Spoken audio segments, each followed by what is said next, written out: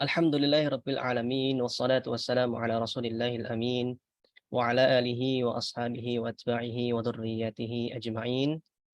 Wa qad qala Allah Ta'ala wa huwa asdaqul qailin, a'udzu billahi minasyaitonir rajim. Ya ayyuhan nasu ittaqu rabbakum alladzi khalaqakum min nafsin wahidah wa khalaqa minha zawjaha wa batha minhuma rijalan katsiran wa nisaa'a. Wattaqullaha alladzi tasaaluna bihi wal arham, innallaha kana 'alaikum raqiba.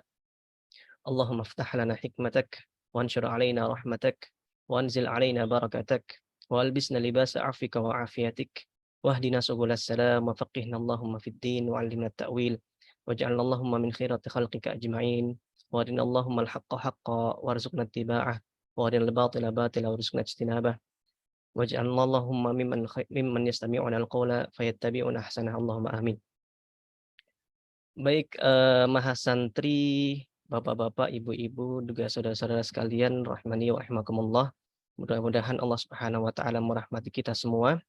Alhamdulillah kita bersyukur kehadirat Allah tabaraka wa taala pada kesempatan malam hari ini kita kembali dipertemukan dalam keadaan sehat walafiat tanpa kurang suatu apa, dalam rangka untuk mengikuti bersama daurah fikih yang insya Allah akan senantiasa disampaikan oleh beliau Ustadz Furqanuddin Nugraha.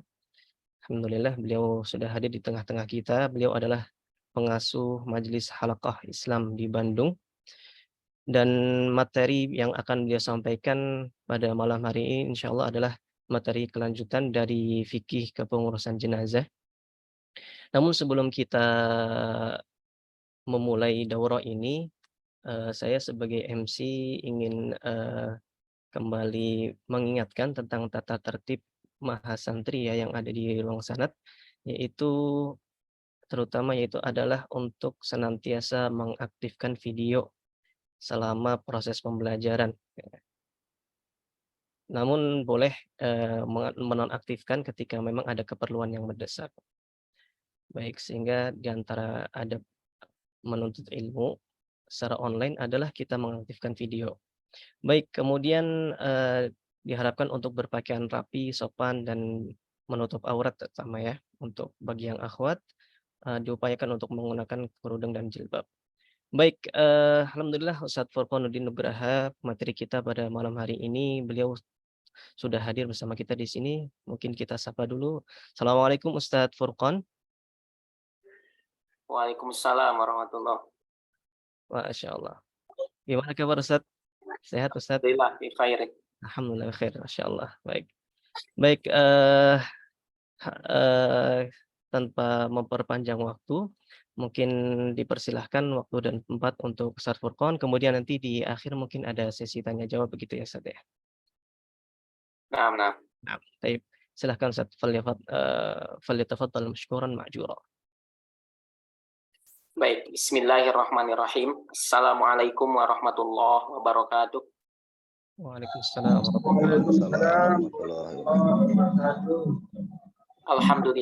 Alhamdulillahi wa kafa. Wassalatu wassalamu ala habibinal mustafa sayyidina Muhammadin wa ala alihi wa sahbihi ahli sidqi wal wafa. Amma ba'du, qala Allah ta'ala fil Qur'anil Karim, a'udzu billahi minasyaitonir rajim. Ya ayyuhalladzina amanu taqullaha haqqa tuqatih wa la tamutunna illa wa antum muslimun. Allahumma anfa'na bima 'allamtana wa 'allimna ma yanfa'una wa zidna ilma. Allahumma faqihna fid din wa 'allimna ta'wil. Amin ya Allah ya rabbal alamin. Ibu bapak jamaah rahimakumullah. Pertama, marilah kita sama-sama panjatkan puji dan syukur kehadirat Allah Subhanahu wa taala, zat yang senantiasa melimpah curahkan nikmat-Nya kepada kita semua, utamanya nikmat iman dan nikmat Islam yang dengannya alhamdulillah kita masih bisa istiqomah menjalankan ketaatan kepadanya, melaksanakan apa yang diwajibkannya dan menjauhi apa yang dicegahnya. Termasuk salah satunya kita bersyukur kepada Allah masih bisa diperkenankan untuk bisa mengikuti agenda rutin ini. Mudah-mudahan ini menjadi cara Allah untuk menyampaikan kebaikan kepada kita semua. Karena Rasulullah Shallallahu Alaihi Wasallam pernah mengatakan, "May yuridillahu bihi khairan yufaqihu fiddin. Barang siapa yang Allah kehendaki kebaikan, maka Allah akan pahamkan dalam urusan agamanya.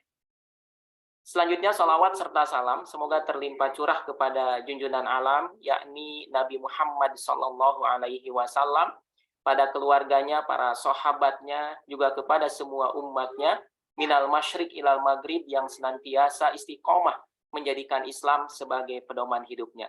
Mudah-mudahan kita termasuk di dalamnya. Ikhwan fillah rahimakumullah, insyaallah pada kesempatan malam hari ini kita akan lanjutkan kajian kitab Safinatun Najah yang pada pertemuan sebelumnya kita sudah menuntaskan beberapa hal berkenaan dengan kitabus sholah, hukum-hukum seputar sholat, yang dipungkas dengan permasalahan apa yang wajib bagi orang yang hidup, untuk orang yang meninggal. Jadi kitab Safinatun Najah ini sebenarnya mencukupkan pembahasan dari pembahasan fikih yang luas itu hanya rub'ul ibadah saja, berkenaan dengan ibadah mahdoh kepada Allah Subhanahu wa Ta'ala. Itu pun sebetulnya kalau kitab Safinatun Najahnya Syekh Sumer Al-Hadrami hanya pembahasan sampai bab zakat saja. Nah, oleh Syekh Nawawi Al-Bantani kemudian ditambahkan pembahasan berkenaan dengan saum. Jadi kita ingat kembali bahwa ilmu fikih itu dibagi menjadi 4 bagian besar. Yang pertama adalah rub'ul ibadat, ya. Rub'ul ibadat itu membahas berkenaan dengan ibadah, salat, kemudian zakat, puasa, haji. Nah, bagian yang kedua adalah rub'ul muamalat, membahas berkenaan dengan muamalah mahliyah, ya, berkenaan dengan jual beli, kemudian sewa menyewa, pinjam meminjam dan sebagainya. Yang ketiga adalah rub'ul munakahat, membahas berkenaan dengan munakahat pernikahan, ya, syarat rukun nikah, talak dan sebagainya. Dan yang terakhir adalah rub'ul jinayat, ya, sistem persangsian di dalam Islam. Nah, kalau kita merenungi hal ini telah dirumuskan oleh para ulama, digali, diistinbat dari sumber-sumber hukum Islam, maka kita bisa melihat bagaimana sempurnanya Islam itu. Semua lini kehidupan kita, mulai dari aspek yang sifatnya pribadi, dari aspek yang sifatnya vertikal langsung kepada Allah Subhanahu wa Ta'ala, sampai yang sifatnya itu ada kaitannya interaksi dengan sesama manusia, maka tidak lepas dari pengaturan Islam. Yang oleh para ulama, ilmu yang secara spesifik membahas berkenaan dengan ini, ya, fikih praktis, yaitu ilmu fikih, gitu ya. Nah, maka belajar fikih artinya kita sedang belajar untuk ihsanul amal, ya, untuk menata amal kita, perbuatan kita, aktivitas kita. Nah, makanya Allah Subhanahu wa Ta'ala mengatakan, wa nazzalna 'alaikal kitaba tibyanan likulli syai'. Kata Allah Subhanahu wa Ta'ala, kami telah menurunkan kepadamu Al-Quran, ya, Alkitab, tibyanan likulli syai', menjelaskan segala perkara. Artinya kalau merenungi ayat ini, kita akan semakin yakin bahwa tidak ada satu sisi pun, tidak ada satu aspek pun dari kehidupan kita yang itu lepas dari pengaturan Islam. Nah, ikhwan fillah rahimakumullah, maka pada bagian sebelumnya kita sudah menuntaskan, ya, hukum-hukum seputar sholat dan apa yang erat kaitannya dengan sholat, yakni pembahasan berkenaan dengan toharoh. Nah, maka pada pasal berikutnya kita masuk kepada faslun, ya, atau kitabuz zakah, berkenaan dengan zakat. Sebelum zakat, kemarin kita sudah menuntaskan berkenaan dengan pengaturan atau pemulasaraan jenazah, ya. Kalau pada pasal-pasal sebelumnya kita bicara berkenaan dengan kaifiyat sholat, tata cara sholat, syarat rukun sholat, dan sebagainya, maka dipungkas, ya, oleh musannif pengarang kitab ini dengan pasal berkenaan dengan apa yang wajib bagi orang yang hidup untuk orang yang meninggal. Nah, ini seolah-olah memberikan pelajaran kepada kita bahwa sholat itu penting, ya. Kalaulah dia belum dicabut nyawanya oleh Allah Subhanahu wa Ta'ala, aktivitas apapun, sesibuk apapun, maka tetap bagi dia wajib untuk melaksanakan sholat.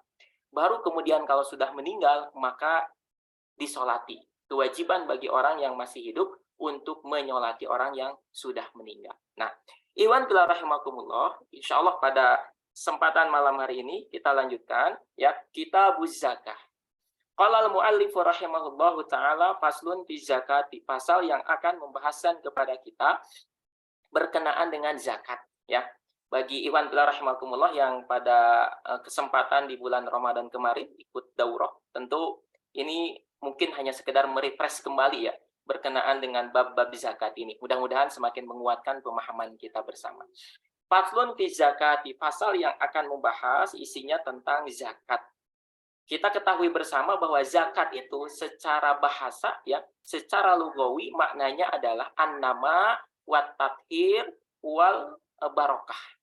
Zakat secara bahasa artinya adalah berkembang, bertumbuh, atau mensucikan, atau keberkahan. Nah, ini makna zakat secara bahasa. Makanya di dalam Al-Quran Allah Subhanahu wa Ta'ala ya mengatakan qad aflaha man zakkaha. Sungguh telah beruntung man zakkaha, orang yang mensucikannya, yakni toharoha minal adnas, mensucikan jiwa dari penyakit-penyakit jiwa, dari kotoran-kotoran jiwa. Nah, ini makna zakat secara bahasa. Adapun secara istilah syar'i ya, apa yang akan kita bahas pada pasal ini, zakat itu adalah ismun lima yukhraju an malin au badanin ala wajhin mahsusin. Jadi istilah untuk menunjukkan sesuatu yang dikeluarkan dari jenis-jenis harta ataupun badan ala wajhin mahsusin ya. Ala wajhin mahsusin menurut cara-cara tertentu ya. Nah, itu makna zakat secara syar'i. Zakat ini disebut zakat wasumiyat az-zakatu zakatan li annal mala yanmu bi barakati ikhrajiha ya. Disebut zakat itu karena kalau seseorang mengeluarkan zakat, maka harta yang tersisanya itu akan tambah keberkahannya. Dengan zakat maka ya ada sesuatu yang mungkin tidak jelas kehalalannya di dalam harta yang tersisa itu akan tersucikan ya. Nah, makanya disebut sebagai zakat. Kita tahu bersama bahwa zakat ini adalah satu dari rukun Islam ya. Sebagaimana sabda Rasulullah Shallallahu alaihi wasallam, bunyal Islamu ala khamsin. Islam itu ditegakkan, dibangun di atas 5 dasar. Salah satunya disebutkan di sana adalah wa ita'u zakah, menunaikan zakat. Nah, maka barang siapa yang mengingkari kewajiban zakat, maka sungguh dia telah keluar dari Islam. Ya, seperti itu. Kemudian juga apa landasannya? Wal aslu fi wujubi zakah qoblal ijma. Landasan wajibnya zakat sebelum menjadi ijma para ulama. Jadi tidak ada khilaf di kalangan para ulama, di kalangan semua mazhab akan wajibnya zakat ini. Jadi zakat ini kalau kita mau membahasakan dengan bahasa yang lain adalah sedekah wajib, gitu ya. Nah, dasarnya apa wajibnya zakat ini? Dasarnya adalah yang pertama firman Allah Subhanahu wa Ta'ala, "Wa ma umiru illa liya'budullaha mukhlishina lahuddin, hunafa'a wa yuqimus salata wa yu'tuz zakah." Di dalam Al-Quran surah Al-Bayyinah Allah Subhanahu wa Ta'ala mengatakan, dan tidaklah mereka itu diperintahkan kecuali supaya mereka itu menyembah Allah dengan mukhlishina lahuddin, dengan ikhlas ya. Kemudian disebutkan wa yuqimus shalah wa yu'tuz zakah ya. Mereka menegakkan salat dan menunaikan zakat. Nah, maka ini menjadi dasar wajibnya zakat. Selain yang lain, kita bisa menemukan ayat-ayat di dalam Al-Quran yang berbicara akan kewajiban zakat ini. Kemudian Rasulullah SAW pun di dalam hadis ya yang tadi disebutkan mengatakan bunyal Islamu ala khamsin. Islam itu dibangun, ditegakkan di atas 5 perkara. Salah satunya adalah wa ita'uz zakah, menunaikan zakat. Nah, ini ya. Jadi kita sudah bicara berkenaan dengan definisi zakat itu apa. Kemudian hukum zakat itu seperti apa, landasannya apa. Nah, para ulama, wabil khusus para ahli fikih biasanya meletakkan pembahasan berkenaan dengan zakat ini setelah pembahasan sholat. Ya. Nah, apa hikmahnya? Apa isyarat yang ingin disampaikan kepada kita? Ya, terkait dengan peletakan pembahasan zakat ini. Ini menunjukkan kepada kita bahwa sholat dan zakat itu seperti dua sisi mata uang yang tidak bisa dipisahkan. Dan kalau kita menelaah ayat-ayat di dalam Al-Quran, senantiasa Allah Subhanahu wa Ta'ala itu menyandingkan kewajiban sholat dengan wajibnya zakat. Aqimus sholah wa atuz zakah. Dirikan sholat, tunaikan zakat. Nah, artinya apa? Antara sholat dan zakat ini tidak bisa dipisahkan. Makanya juga tidak heran, ikhwan fillah rahimakumullah, manakala Khalifah Abu Bakar As-Siddiq kala itu memerangi orang-orang yang enggan mengeluarkan zakat.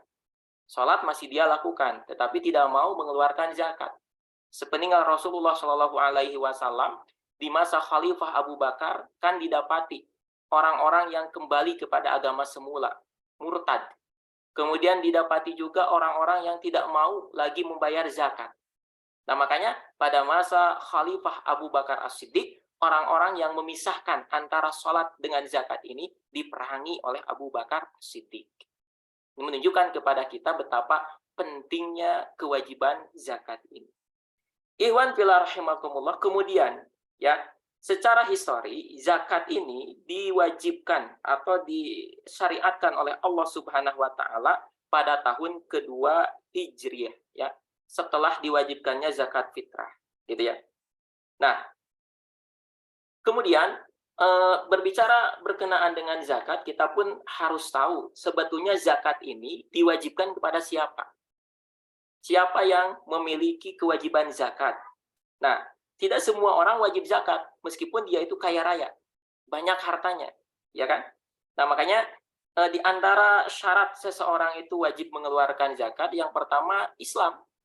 Orang kafir di dunia tidak dituntut untuk mengeluarkan zakat, ya.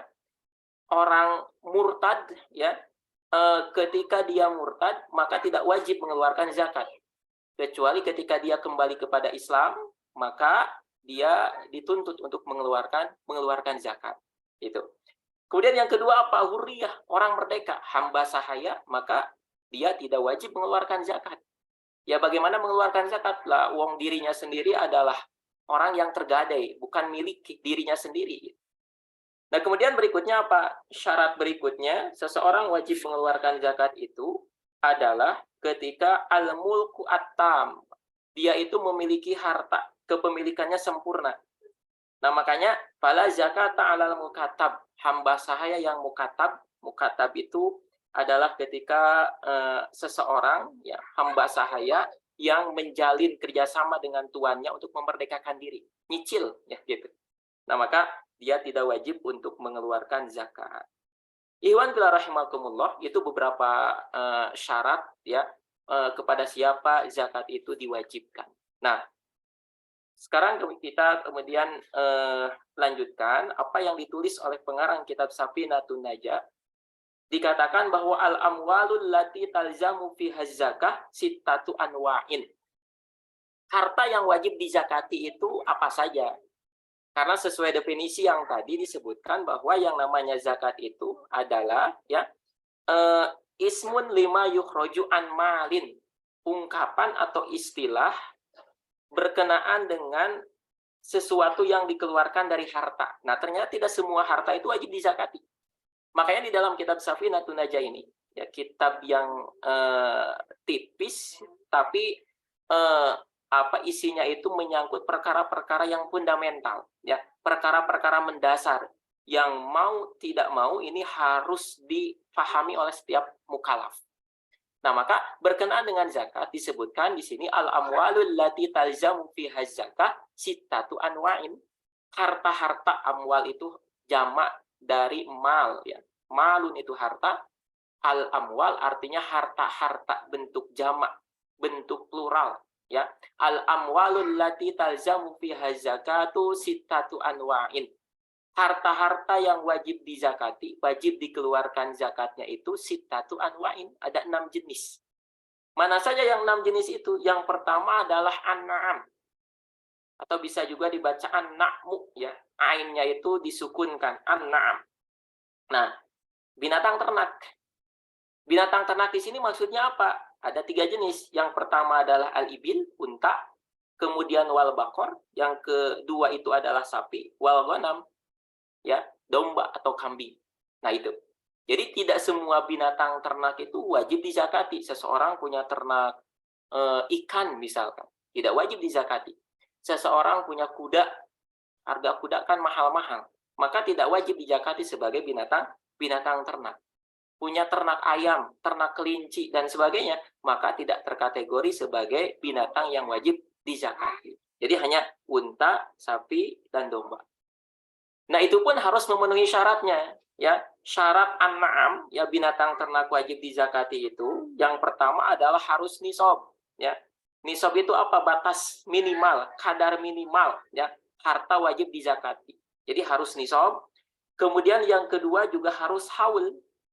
Ya, kepemilikannya itu harus dimiliki, ya, satu periode 1 tahun. Nah, kemudian yang ketiga apa? Yang ketiga, binatang ternak tadi itu adalah binatang yang digembalakan di padang gembalaan yang gratis. Gitu ya. Jadi sebetulnya kalau kita memperhatikan syarat-syarat ini, rasa-rasanya sangat sulit kita di Indonesia ini menemukan binatang ternak yang wajib dizakati. Karena apa? Karena disyaratkan bahwa binatang ternak yang wajib dizakati itu antakuna ra'iyatan fi kala'in mubahin. Jadi harus digembalakan di padang gembalaan gratis. Tidak cukup seseorang punya sapi misalkan, kemudian dikandangi, kemudian makanannya itu tiap pagi, siang, sore itu dikasih makan, dikasih konsentrat misalkan seperti itu. Nah, maka kalau tidak terpenuhi maka tidak wajib untuk dizakati. Adapun nisabnya, batasan minimal harta tadi, ya, binatang ternak tadi wajib dikeluarkan zakatnya. Kalau unta itu minimal 5. Seseorang punya unta 5, kemudian kepemilikannya itu sudah 1 tahun penuh, maka wajib dizakati. Kurang dari 5, maka belum wajib zakat bagi dia. Nah, kemudian yang berikutnya, kalau sapi itu minimal seseorang punya sapi 30 ekor. Kurang dari itu, belum wajib zakat. Kemudian domba, kambing, ya, dan yang sejenisnya, maka batas minimal wajib zakatnya itu adalah 40. Kurang dari itu, maka tidak wajib zakat. Nah itu ya, jadi kita bicara berkenaan dengan nisab binatang-binatang tersebut. Itu. Nah ini berkenaan dengan bagian yang pertama, bahwa harta yang wajib dizakati itu adalah an-na'am, binatang ternak. Dengan ketentuan-ketentuan seperti tadi. Nah, iwan fillah rahimakumullah, kemudian yang kedua apa? Yang kedua, harta yang wajib dizakati itu adalah wan naqdan. Ya, naqdan itu apa? Az-zahab wal fiddah, emas dan perak. Ya, seseorang punya emas atau punya perak. Nah, maka ini adalah jenis harta yang wajib dizakati. Nah, tentu harus memenuhi syarat-syarat wajib zakat juga. Yang pertama itu dia harus nisab. Memiliki emas, apakah sudah nisab atau belum? Nisabnya emas itu isruna miskolan, 20 miskol, 20 dinar. Ya, 1 dinarnya itu 4,25 gram. Jadi kalau 20 kali 4,25 kurang lebih 85 gram emas. Seseorang punya emas, ya, kemudian sudah nisab, yakni kurang lebih 85 gram, maka sudah terkena kewajiban zakat. Ya. Kemudian kalau perak itu, ya, batasan minimalnya dia wajib zakat adalah mi'ata dirhamin, 200 dirham. 1 dirham itu kurang lebih 2,87 gram. Jadi kalau 200 dirham, ya, setara dengan 600 gram perak. Nah, seseorang punya perak setara dengan 600 gram, maka dia sudah nisab. Nah, kemudian syarat berikutnya adalah haul. 85 gram emas itu apakah sudah dimiliki, ya, full 1 tahun atau belum? Meskipun sudah nisab 85 gram, tapi kalau belum dimiliki 1 tahun atau baru misalkan 1 minggu lagi ke 1 tahun, emasnya itu ternyata berkurang, gitu ya. Sudah tidak nisab lagi, maka tidak wajib untuk dizakati. Nah, sekarang berapa kadar yang wajib dikeluarkan kalau sudah nisab? Ya, kadarnya itu adalah rubu'ul usyur, 1/40 atau 2,5 ya persen, 2,5%. Wajib untuk dikeluarkan. Nah, iwan fillah rahimakumullah, berikutnya yang harus diperhatikan juga yang menjadi catatan berkenaan dengan zakat nakodan ini, emas perak, adalah tidak semua emas itu ya wajib dizakati. Wala zakat fil huliyil mubah, tidak ada kewajiban zakat di dalam emas yang dijadikan sebagai perhiasan yang mubah, perhiasan yang memang diperbolehkan. Seorang wanita misalkan mengenakan kalung atau mengenakan gelang, maka kalung dan gelangnya ini bukan objek zakat, bukan emas yang wajib dizakati, ya. Nah, kecuali kalau pemakaian perhiasannya itu adalah ya pemakaian yang diharamkan. Misalkan seorang laki-laki mengenakan kalung dari emas, mengenakan gelang dari emas, maka meskipun emas tersebut dijadikan perhiasan, namun pemakaiannya secara syar'i adalah haram, tetap emas tersebut adalah objek zakat yang harus dizakati. Atau seorang perempuan mengenakan emas, hukum asalnya diperbolehkan, dipersilahkan. Sebagaimana tadi disebutkan, termasuk sebagai emas yang bukan objek zakat. Namun kalau menggunakannya berlebihan, ya tidak sesuai dengan ketentuan, maka dia menjadi emas yang tetap wajib dizakati, gitu. Atau yang dimakruhkan adalah lagi penggunaan emas dan hukumnya adalah makruh. Contohnya apa? Contohnya kalau misalkan emas yang dimakruhkan kadok batis sogiratin lizina. Dia punya wadah, ya. Wadahnya itu ditambal dengan emas, hukumnya makruh. Ya, dengan tambalan yang minoritas, yang minor, maka hukumnya adalah makruh. Tapi kalau dia punya gelas, ya, atau punya mangkok terbuat dari emas semuanya, hukumnya akan haram. Maka tetap emas yang ada pada gelas tersebut, pada mangkok tersebut menjadi emas yang wajib dizakati. Gitu. Nah, jadi kesimpulannya, tidak semua emas itu wajib dizakati. Emas yang dijadikan perhiasan dan pemakaian perhiasannya itu adalah mubah, boleh, maka tidak wajib dizakati. Kecuali kalau penggunaan perhiasan emas perak tersebut untuk perkara yang diharamkan secara syar'i, maka tetap wajib dizakati. Nah, ikhwan fillah rahimakumullah, ini bagian yang kedua berkenaan dengan harta yang wajib dizakati, yaitu emas dan perak. Yang ketiga, wal mu'asyarat. Harta yang wajib dizakati itu adalah al-mu'asyarat. Mu'asyarat itu adalah ar-rutab wal inab, ya, kurma, anggur, ataupun biji-bijian yang itu menjadi makanan pokok di suatu wilayah, ya. Jadi tidak semua hasil pertanian itu wajib dizakati. Seorang petani dia menanam misalkan tomat atau menanam yang lain. Nah, maka itu bukan hasil pertanian yang wajib dizakati. Yang wajib dizakati itu adalah hasil pertanian yang menjadi makanan pokok ya di wilayah tersebut fi halil ikhtiar, di dalam kondisi normal, bukan dalam kondisi yang tidak ada pilihan lain kecuali misalkan dia hanya bisa mengkonsumsi tomat misalkan. Di dalam kondisi yang normal, di kita umumnya ya keseharian kita memakan nasi berasal dari beras, berasal dari padi, maka itu adalah perkara yang wajib dizakati. Ya, nah, iwan fillah rahimakumullah, kemudian nisab untuk hasil pertanian ini adalah 5 wasak, 1 ausukin, 5 wasak. 5 wasak ini kurang lebih kalau digunakan untuk beras itu kurang lebih sekitar 600 sampai 700-an kilogram. Kalau seseorang panen, setelah ditimbang, dia mendapati hasil panennya itu misalkan 700 kg. Maka bagi dia sudah nisab, ya, wajib untuk mengeluarkan zakatnya. Nah, andai misalkan pada 1 kali panen itu belum mencapai nisab, namun dalam setahun panen 2 atau 3 kali. Kalau dijumlahkan, maka hasil penjumlahannya itu misalkan lebih dari 700 kg beras atau padi, maka bagi dia wajib untuk mengeluarkan zakat. Nah, berbeda dengan zakat emas perak yang itu disyaratkan harus haul, dimiliki 1 putaran penuh 1 tahun. Untuk hasil pertanian ini tidak perlu mencapai haul. Cukup yang diperhatikan adalah nisabnya. Kalau 1 kali panen dia sudah nisab, maka saat itu pula ya wajib mengeluarkan zakat. Tidak perlu nunggu dimiliki 1 tahun. Karena firman Allah Subhanahu wa taala mengatakan wa atu haqqahu yauma hasadih. Sampaikanlah haknya yauma hasadih, pada waktu panennya.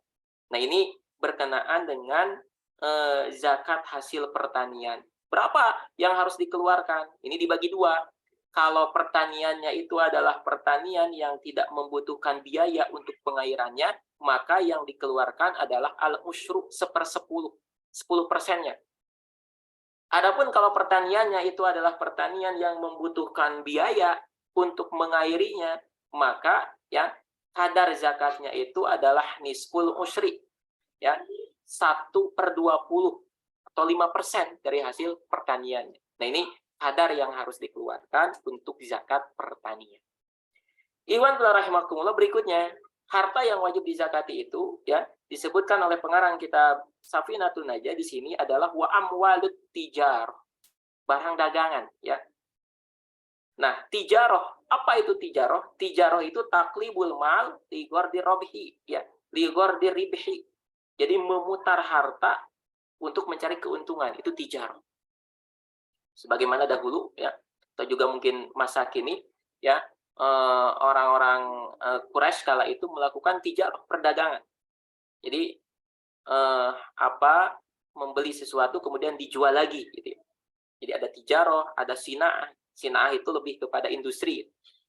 Ziro'ah itu pertanian. Nah, kalau ini urudut tijaroh, amwalut tijaroh, harta atau barang dagangan. Nah, barang dagangan ini pun terkategori sebagai harta yang wajib dizakati jika sudah nisab ya. Nah, jika sudah nisab dan sudah haul. Namun yang membedakan adalah kalau tadi emas atau perak, perhitungan nisabnya ini adalah sejak awal dia memiliki harta sudah mencapai nisab. Nah, maka itu harus terjaga. Misalkan tadi unta, 5 ekor unta.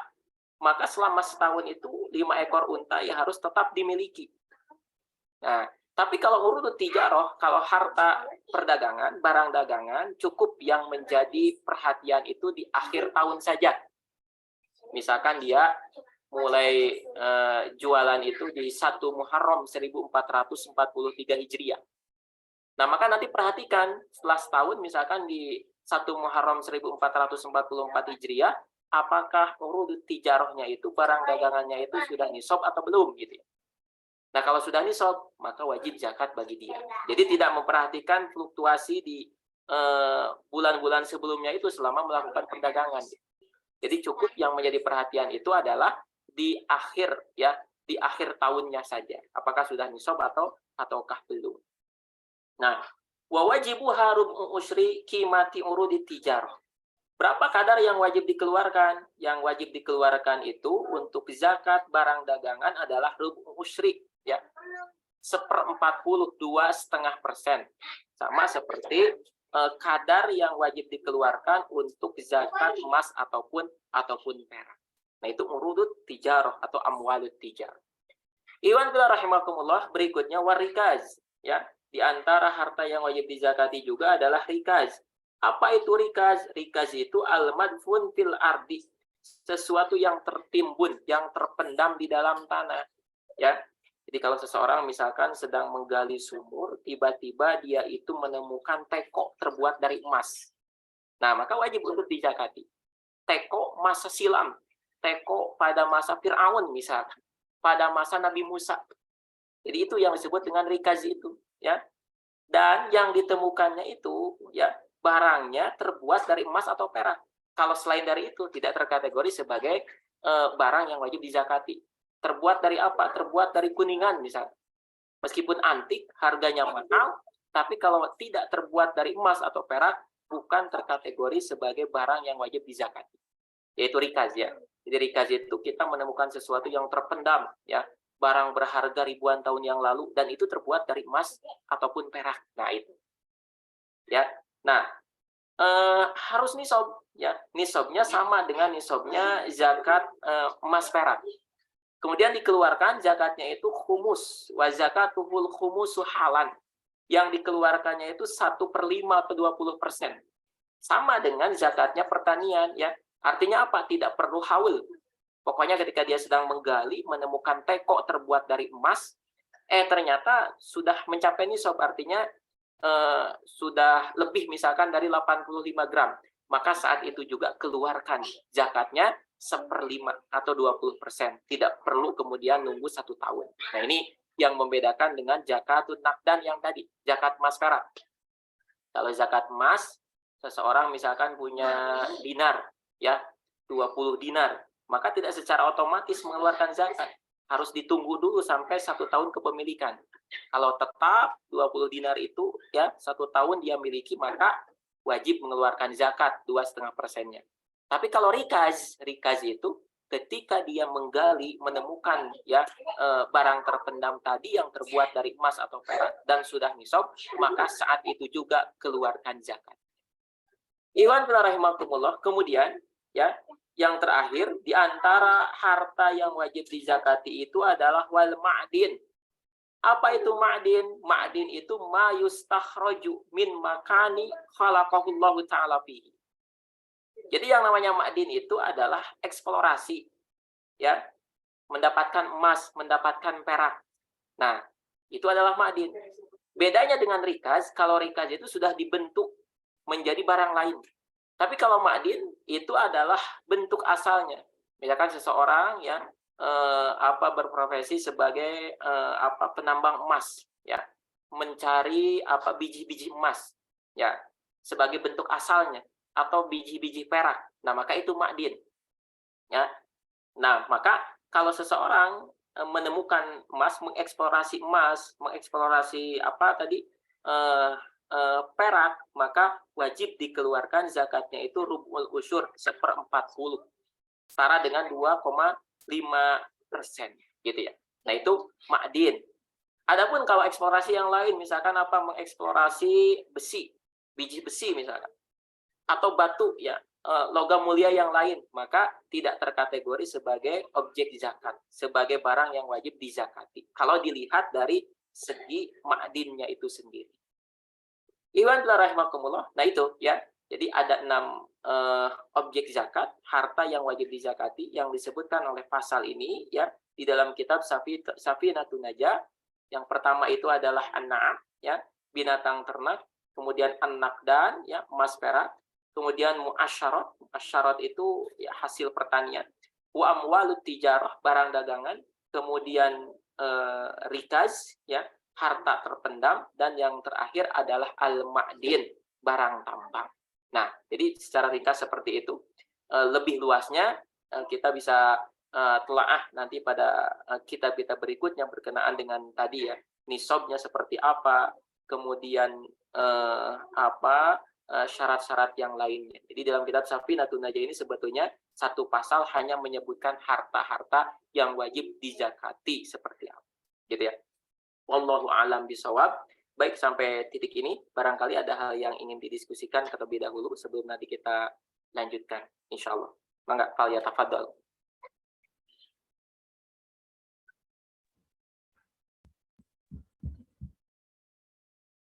Baik, dipersilakan pada Mas Santi mungkin yang ingin bertanya. Mungkin ini yang lewat chat dulu Ustaz ya. Kita bacakan yang sudah lebih dulu lewat chat. Jadi ada Ibu Liza Miati di sini bertanya Ustaz, kalau emas berbentuk anting-anting yang awal untuk perhiasan tapi tidak jadi digunakan untuk perhiasan, apakah terhitung bayar zakat Ustaz? Nah, jadi kalau seseorang punya emas berbentuk anting-anting, ya, namun tidak digunakan sebagai perhiasan, hanya disimpan, jangan seperti itu, maka itu terkategori sebagai objek zakat, ya, emas yang wajib dizakati. Jadi kategori al-khuli al-mubah itu perhiasan yang mubah yang tidak menjadi barang yang wajib dizakati itu kalau memang diposisikan sebagai perhiasan, digunakan sebagai perhiasan. Tapi kalau bentuknya memang perhiasan, kalung misalkan, anting, tapi disimpan, tidak diposisikan sebagai perhiasan, maka tetap sebagai barang yang wajib dizakati. Wallahu a'lam bishawab. Baik, jazakumullah khairan, ahsanallahu ilaikum. Kemudian ada pertanyaan kembali dari Bapak Carsum ya. Silahkan untuk meng-unmute. Baik, silahkan Pak. Assalamualaikum warahmatullahi wabarakatuh. Waalaikumsalam warahmatullahi wabarakatuh. Afwan Tad, kalau tadi ya di zakat perdagangan itu Tad ya, itu kan haulnya kan 1 tahun Tad. Nah sementara kalau perdagangan itu kan stoknya kan selalu berubah Tad. Nah cara hitungnya haulnya seperti apa Tad? Itu saja dulu Tad. Syukron. Assalamualaikum warahmatullahi wabarakatuh. Waalaikumsalam warahmatullahi wabarakatuh. Jadi berkenaan dengan haul barang dagangan, maka startnya itu adalah sejak dia berdagang. Sejak meniatkan, misalkan dia beli rumah, diniatkan memang bukan untuk ditempati, tapi sebagai barang dagangan. Nah, maka perhitungan haulnya itu ya sejak dia meniatkan ya barang tersebut sebagai barang dagangan. Atau misalkan seseorang punya toko kelontongan, kapan awal kali dia membuka toko kelontongan tersebut gitu ya. Nah, maka sejak saat itu dihitung 12 bulan berikutnya secara komariah ya, penanggalan komariah, maka itu perhitungan haulnya. Di akhir tahun baru dihitung ya, barang dagangannya itu apakah sudah nisab ataukah tidak. Kalau sudah nisab, maka menjadi kewajiban bagi dia untuk mengeluarkan zakatnya seperti itu. Nah, meskipun di antara awal kali dia berdagang sampai sampai satu putaran 1 tahun itu mungkin ada fluktuasi, kadang turun kadang naik ya. Nah, namun yang menjadi yang menjadi perhitungan itu adalah di akhir tahunnya ya, apakah sudah nisab atau belum. Nah, ini yang membedakan dengan ya zakat emas dan perak pada bagian berikutnya. Kalau emas, perak ataupun zakat binatang ternak, yang namanya nisabnya itu ya harus terjaga. Dia memiliki emas sejak awal misalkan 85 gram, maka ya kepemilikan selama 1 tahun misalkan tetap seperti itu, baru kemudian wajib zakat. Kalau ternyata di bulan ke-6 ya dia jual misalkan 5 gram, maka gugur nisabnya itu. Harus ngulang lagi periode haulnya itu. Wallahu a'lam bishawab. Baik, jazakumullah khairan wa barakallahu fiikum. Assalamualaikum Ustaz. Kemudian dipersilakan untuk Ibu Komalawati Setiawan ya, yang sudah terlebih dahulu angkat tangan. Silakan Ibu. Assalamualaikum Ustaz Turkan. Waalaikumsalam warahmatullahi wabarakatuh. Ustaz Afwan mau nanya tentang perdagangan juga sih. 1, kalau misalnya kita berdagang, menjual itu tanpa uang ya, maksudnya barang membantu menjualkan barang orang gitu ya Pak Ustadz ya. Ceritanya kita dapat untung, ini contoh ya Pak Ustadz ya. Ya. Untungnya misalnya katakan 100 juta misalnya. Nah, berarti kan sudah haulnya ya sudah nisabnya ya Ustadz ya kalau itu ya. Itu 1. Kemudian yang kedua, berdagang juga kita dengan uang kita sendiri yang sudah modalnya uang kita sendiri yang sudah kita zakatkan, kemudian di situ misalkan dapat untung 10 juta katakan atau 5 juta ya kurang lebih lah, misalnya 5 juta atau 10 juta pada saat itu gitu kan, misalnya berdagang pakaian gitu Pak Ustadz ya. Nah, itu gimana nisabnya Pak Ustadz? Saya intinya masih bingung nih masalah nisabnya. Cukup Ustadz. Ya, jadi harus dibedakan antara penghasilan dengan barang dagangan. Ya. Kalau kasus yang tadi disebutkan itu sebetulnya ketika misalkan seseorang menjualkan barang milik orang lain. Dari sana misalkan dia mendapatkan komisi 10% atau berapa persen dari barang yang terjual. Nah, maka ini sebetulnya lebih kepada penghasilan dari komisi ya, komisi dari hasil penjualan barang milik orang lain. Gitu ya. Nah, artinya kalau penghasilan ini sebetulnya ya berlaku penghasilan yang lain pun sama seperti misalnya seseorang bekerja sebagai karyawan mendapatkan gaji profesi lagi seperti itu atau jasa yang lain. Nah, maka nanti ini masuknya ya penghasilannya ini ya ini harus terakumulasi dulu, baru kemudian nanti rumusnya masukkan kepada zakat emas perak. Oh, gitu. Gitu ya. Berapa persen Pak Ustadz jadinya? Sama Tadi? ya, emas perak kan tadi nisabnya 85%, 85 gram nisabnya, dan sudah harus haul dulu, baru keluarkan 2,5%. Harus haul dulu. Oh, yang kita keluarkan dari total itu 2,5%-nya ya? Katakan misalnya 2,5%. haul itu berapa Pak Ustadz kalau itu haulnya 100 juta gitu, apa gimana Pak Nah, Ustadz? haulnya itu kalau tadi misalkan Ibu mencontohkan ya, setiap kali menjualkan barang milik orang lain dapat komisi misalkan 10 juta gitu ya. Hmm. Nah, nanti beberapa kali menjualkan sampai terkumpul misalkan berapa 100 juta. Atau kalau misalkan memudahkan kan nisabnya emas itu 85 gram ya. Nah, 85 gram itu kalau misalkan harga per gramnya sekarang berapa, misalkan 1 juta ya. Nah, 85 juta misalkan nisabnya itu batasan minimalnya. Berarti dari beberapa kali penghasilan itu kalau sudah terkumpul 85 juta sudah nisab. Nah, tapi belum tentu harus dikeluarkan zakatnya. Harus diperhatikan syarat yang kedua yaitu haulnya.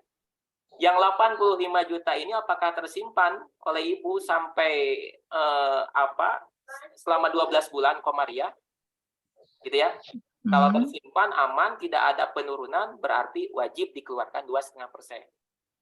Oh, gitu. Nah, Oke. ternyata misalkan di bulan kelima itu ada penurunan. Tadinya 85 juta, ternyata ini berkurang 5 juta, jadi hanya 80 juta. Berarti kan sudah tidak nisab. Gitu. Nanti di bulan ke-7 nambah lagi 10 juta jadi 90 juta, udah lebih dari nisab. Di bulan ke-9. Nah, maka sejak bulan ke-9 hitung 12 bulan berikutnya supaya haul, gitu ya. Kalau 12 berikutnya. Jadi dihitung nol lagi, dihitung awal lagi. Dihitung Yang awal lagi, 90. dari awal lagi. Ngitungnya dari bulan ke-9 sejak nisab tercapai. Gitu ya. Oke. Tapi Pak Ustadz gini, misalnya kan ya itu tadi kan prinsip saya waktu pertanyaan di awal juga karena kekhawatiran Pak Ustadz ya, kekhawatiran. Jadi suka nggak ngitungnya langsung dapat itu komisi penjualan misal Pak Ustadz, langsung 2,5% gitulah Pak Ustadz. Itu tetap ini ya hitungannya jadi jatuhnya infak ya Pak Ustadz ya, bukan zakat. Memang beberapa ulama kontemporer seperti misalkan Syekh Yusuf Al-Qaradawi rahimahullah itu mengistinbat, beristihad ya, ada yang disebut sebagai zakat penghasilan. Nah, zakat penghasilan itu tidak menghitung nisab. Pokoknya setiap kali dia dapat rezeki, mendapatkan penghasilan, keluarkan 2,5%. Gitu ya. Nah, boleh kalau misalkan mau mengambil pendapat ini ya dipersilahkan. Tidak lagi mempertimbangkan sudah nisab atau belum nih gitu ya. Pokoknya ketika dia misalnya dapat komisi berapa puluh juta, keluarkan 2,5%-nya, dianggap sebagai zakat. Insya Allah ini adalah pendapat yang syar'i juga ya, berkenaan dengan adanya zakat penghasilan. Ya meskipun kalau kita tadi ya baca di kitab Safinatun Najah itu sendiri ya, zakat penghasilan ini tidak terkategori sebagai zakat yang ada ya di masa Rasulullah SAW. Iya sih. Paham Pak Ustadz. Nah, ya. Baik Pak Ustadz. Ya Pak Ustadz. Cukup Pak Ustadz. Syukran Pak Ustadz. Ya, mantap. Jazakumullah khairan wa barakallahu fikum. Assalamualaikum. Kemudian silakan dipersilakan untuk Ibu Juraidah Harahap. Assalamualaikum warahmatullahi wabarakatuh, Pak Ustadz. Yang ingin saya tanyakan, tadi kan di awal ada kita bahas tentang zakat emas. Tapi kalau emas yang digunakan sebagai perhiasan, yang diperbolehkan itu tidak dikeluarkan zakat. Nah, yang mau saya tanyakan, adakah batasannya berapa gram yang diperbolehkan kita pakai sebagai perhiasan yang harus dikeluarkan zakatnya? Itu yang pertama ya Pak Ustadz. Yang kedua, dari hasil pertanian yang diwajibkan untuk dikeluarkan zakat itu dari buah-buahan dan yang dijadikan makanan pokok. Nah, sekarang yang jadi pertanyaan saya Pak Ustadz, kalau misalnya ada orang yang bertani seperti sawit, itu bagaimana cara, apakah itu harus dikeluarkan zakatnya? Terus kalau misalnya dikeluarkan zakatnya, itu bagaimana perhitungannya? Terima kasih ya Pak Ustadz ya. Assalamualaikum warahmatullahi wabarakatuh. Waalaikumsalam warahmatullahi wabarakatuh. Yang pertama berkenaan dengan zakat emas ya. Nah, zakat emas itu seperti tadi disebutkan, yang menjadi emas yang wajib dizakati itu adalah emas yang non perhiasan. Ya. Kalau emas perhiasan artinya emas yang dijadikan perhiasan yang penggunaannya adalah boleh, bukan yang diharamkan, maka tidak menjadi emas yang wajib dizakati. Nah, perhiasan yang diharamkan itu bisa jadi ada dua hal. Yang pertama, laki-laki menggunakan emas. Ini kan haram, tidak boleh. Ya. Laki-laki menggunakan emas, kalung dari emas atau gelang dari emas misalnya. Ya. Maka ini penggunaan perhiasan yang diharamkan. Artinya, maka emas yang dia gunakan tetap menjadi objek zakat, wajib dizakati. Itu yang pertama. Yang kedua, perempuan meskipun hukum asalnya boleh menggunakan emas sebagai perhiasan, tapi kalau israf, berlebihan, apapun kalau yang berlebihan kan menjadi haram. Berlebihan sampai kemudian menimbulkan misalkan tindak-tindak kriminal yang lain, potensi-potensi kriminalitas yang lain misalnya. Nah, maka ini pun diharamkan. Nah, seberapa batasannya? Sebetulnya tidak ada patokan. Kembali kepada uruf kebiasaan. Kalau seseorang, ya seorang wanita misalkan menggunakan perhiasan, itu beda dengan yang lain. Terlalu berlebihan misalkan. Nah, maka ini sudah masuk kepada kategori israf yang diharamkan. Maka lebihnya emas yang digunakan itu masuk kepada emas yang tetap wajib dizakati. Seperti itu. Ya, jadi dikembalikan kepada kebiasaan saja. Kalau di wilayahnya memang kalau dia menggunakan kalung sekedar misalkan berapa gram, 15 gram masih aman misalkan. Tidak terkategori israf berlebihan, maka bukan emas yang wajib dizakati. Tapi kalau sudah berlebihan dari itu, sudah israf, maka kalung yang dia gunakan itu tetap wajib untuk dizakati. Jadi poin. Nah, kemudian yang kedua, hasil pertanian. Meskipun tidak semua hasil pertanian itu wajib dizakati, ya. Contoh misalkan tadi disebutkan sawit itu kan bukan makanan pokok. Tapi kan kalau dilihat secara nilai ekonomis boleh jadi, ya, para orang panen sawit itu bisa jadi melebihi orang yang panen padi gitu. Nah, maka ya sawit ini boleh jadi tidak wajib dizakati kalau dilihat dari sisi zakat pertanian, tapi nanti dimasukkan kepada zakat perdagangan. Sawit kan diperjualbelikan ya, menjadi komoditas. Nah, maka nanti rumusnya itu masuk kepada zakat perdagangan. Karena kembali kepada amwal tijarah ya, zakat hasil perdagangan itu pokoknya apapun yang diperdagangkan, hasil pertanian yang diperdagangkan, properti yang diperdagangkan, kemudian pakaian yang diperdagangkan, alat-alat elektronik yang diperdagangkan, diperjualbelikan, ya, maka itu terkategori sebagai barang-barang yang wajib dizakati, gitu ya. Jadi tidak terbatas kalau untuk amwalut tijarah, termasuk misalkan barang-barang makanan pokok misalkan diperjualbelikan, diperdagangkan, ya, maka itu harus dipertimbangkan sebagai amwalut tijarah yang wajib dizakati. Jadi misalkan petani sawit atau pengusaha sawit, kemudian petani cengkeh gitu ya. Kemudian apapun hasil pertanian, boleh jadi kalau hanya dilihat dari zakat pertanian tidak terkategori sebagai barang yang wajib dizakati. Tapi kalau dari hasil penjualan menjadi komoditas yang diperjualbelikan, maka menjadi barang yang wajib dizakati juga. Nanti rumusnya mengikuti ya zakat hasil perdagangan seperti itu. Wallahu a'lam bishawab. Mohon kasiran ya Ustadz. Ya. Jazakumullahu khairan wa barakallahu fiikum wa ahsanallahu ilaikum ya Ustaz. Kemudian ini mungkin satu pertanyaan lagi ya Ustaz. Mungkin dari chat, yaitu dari Ibu Nuryanti. Afan Ustadz, kalau harta yayasan berupa uang, kalau harta yayasan pendidikan berupa uang, apakah wajib dikeluarkan zakat? Ya, harta yayasan pendidikan berupa uang, apakah wajib dikeluarkan zakatnya? Nah, di antara syarat wajib zakat juga yang harus diperhatikan itu adalah kepemilikannya itu muayyan, artinya kepemilikannya itu dimiliki oleh orang secara spesifik. Kalau misalkan dimiliki secara umum, contoh misalkan Baitul Mal atau kas negara lah, seperti itu. Itu kan tidak jelas siapa yang memilikinya, itu secara umum saja, maka tidak menjadi harta yang wajib dizakati. Nah, boleh jadi sebenarnya yayasan ya punya kas yayasan, atau misalkan masjid punya kas masjid, di sana ada uang ratusan juta bahkan miliaran misalkan, tidak wajib zakat.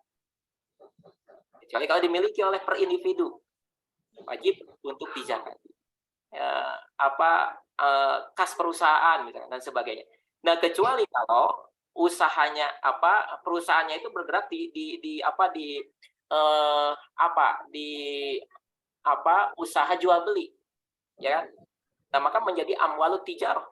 Jadi amwalut tijarah itu tidak hanya yang diperhatikan adalah barang dagangan berupa barang, tapi juga kas yang itu hasil perdagangan, maka juga harus diperhitungkan. Ya, perusahaan A misalkan dia jual beli showroom mobil misalkan. Nah, selain ada mobilnya yang dipajang itu, atau misalkan ada barangnya di gudangnya, tapi juga selain itu ada kas hasil penjualan, keuntungannya, ya, uang operasional perusahaan. Nah, maka itu pun harus diperhitungkan sebagai barang dagangan. Ya, dijumlahkan ya, kas yang ada, kemudian barang dagangan, kemudian nanti ditambahkan dengan potensi piutang yang bisa ditarik dari luar, dikurangi dengan utang yang ada. Nah, nanti hasilnya berapa, apakah sudah nisab atau belum, gitu ya. Nah, kalau sudah nisab, berarti wajib zakat bagi dia, ya. Jadi harta yayasan pendidikan, nah harta yayasan pendidikan apalagi ini ya. Kalau pendidikan mereka bukan jual beli, berarti tidak wajib untuk dikeluarkan zakat. Wallahu a'lam bishawab. Jazakumullah khairan wa barakallahu fikum wa ahsanallahu ilaikum ya Ustaz. Mungkin bisa dilanjutkan Ustaz atau ya, nah. Ya, tafadhal.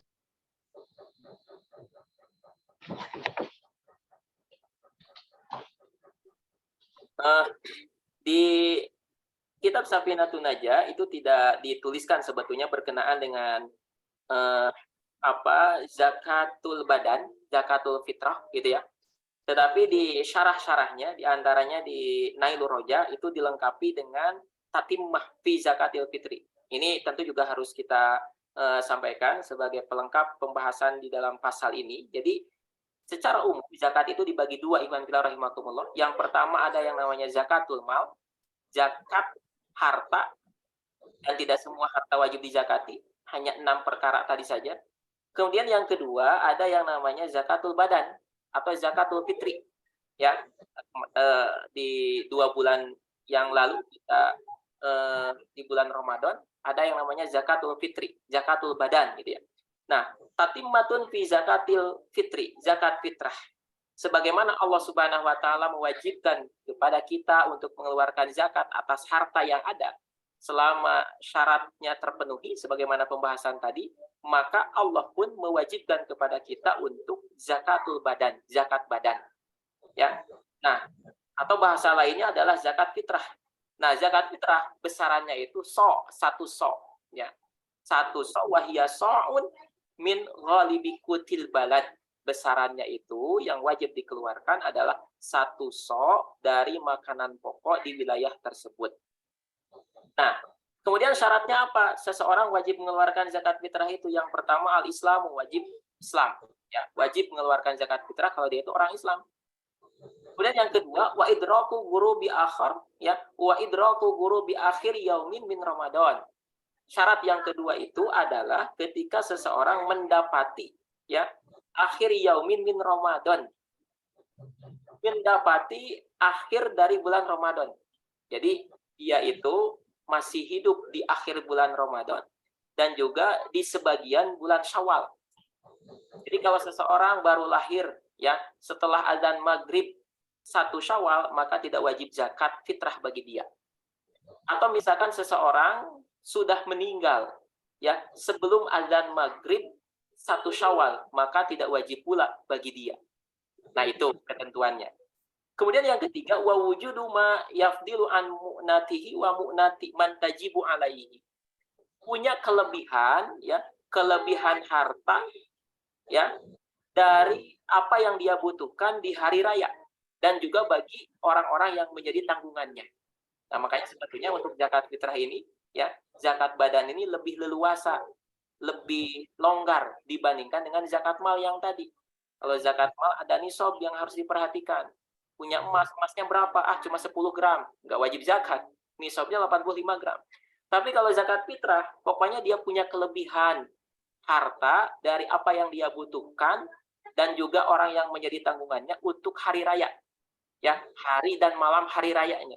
Nah, maka wajib bagi dia untuk mengeluarkan zakat fitrah 1 sok. Maka kalau kita merenungi ini, boleh jadi sebetulnya seseorang itu di satu sisi dia itu muzaki, harus mengeluarkan zakat fitrah. Karena kalau zakat fitrah ya tadi lebih longgar. Di sisi lain, dia pun sebetulnya mustahik. Karena di wilayah itu dia itu terkategori sebagai orang fakir atau orang miskin misalkan, bisa jadi. Beda dengan zakat mal. Kalau zakat mal ya paling hanya pilihannya adalah satu di antara dua. Kalau tidak muzaki ya mustahik gitu. Karena lebih ketat ya dari segi syarat wajib mengeluarkannya. Harus nisab 85 gram emas ya seperti itu. Atau dia punya unta, 5 ekor unta, itu dia muzaki. Tapi kalau zakat fitrah lebih longgar, bisa jadi di satu sisi dia itu sebagai muzaki, orang mengeluarkan zakat fitrah, di sisi lain dia itu sebagai mustahik. Gitu. Iwan rahimakumullah, berikutnya yang terakhir kita pun harus mengenal ya, fi masarifi zakat. Kepada siapa zakat ini dialokasikan, didistribusikan. Salah mengalokasikan zakat, maka zakatnya tidak sah, harus mengulang lagi. Dia masih dituntut untuk mengeluarkan zakat. Seperti seseorang sholat, sholatnya batal. Maka meskipun diulang-ulang sholatnya, tapi dia tidak memperhatikan pembatal sholat, maka tetap dia berdosa di hadapan Allah Subhanahu wa Ta'ala. Demikian pula zakat. Dia sudah memperhatikan nisabnya, haulnya, kadar yang harus dia keluarkan berapa. Ternyata dia mengalokasikannya, mendistribusikannya kepada orang yang salah. Bukan mustahik zakat. Maka mohon maaf, ya, zakatnya tidak terhitung, harus mengulang kembali gitu ya. Nah, makanya yang namanya zakat itu yang harus diperhatikan hartanya, apakah hartanya itu menjadi objek zakat atau bukan. Kemudian ya, kepada siapa harta ini dialokasikan, didistribusikan gitu. Nah, makanya Allah Subhanahu wa Ta'ala menegaskan ya di dalam Al-Qur'an surah At-Taubah ayat 60, innamas shadaqatu lil fuqara'i wal masakini wal 'amilina 'alaiha al-ayat. Jadi ayat ini menegaskan kepada kita sekaligus membatasi bahwa hanya ada 8 asnaf saja yang menjadi mustahik zakat. Di luar itu maka bukan mustahik zakat. Kalau seseorang menyalurkan zakat ke ya di luar yang 8 asnaf ini maka tidak sah zakat. Yang pertama itu adalah fuqara. Nah, kita pun harus mengenal siapa sebetulnya fuqara itu. Fuqara itu jama dari fakir. Nah, orang fakir itu adalah malla malalahu wala kasba yaqau mauqian min kifayatihi. Jadi orang fakir ini adalah orang yang tidak punya harta sama sekali. Atau dia memiliki kasab, memiliki harta namun tidak bisa mencukupi kebutuhannya. Andai misalkan kebutuhannya 10, maka dia tidak bisa memenuhi sama sekali. Atau bisa memenuhi cuma 2, kurang dari setengahnya, itu fakir. Ya, sebulan misalkan kebutuhan hidupnya dan juga kebutuhan hidup orang yang menjadi tanggungannya itu misalkan 5 juta. Nah, penghasilannya itu kurang dari 2,5 juta, kurang dari setengahnya, hanya misalkan 1 juta, maka terkategori sebagai fakir. Nah, beda dengan miskin.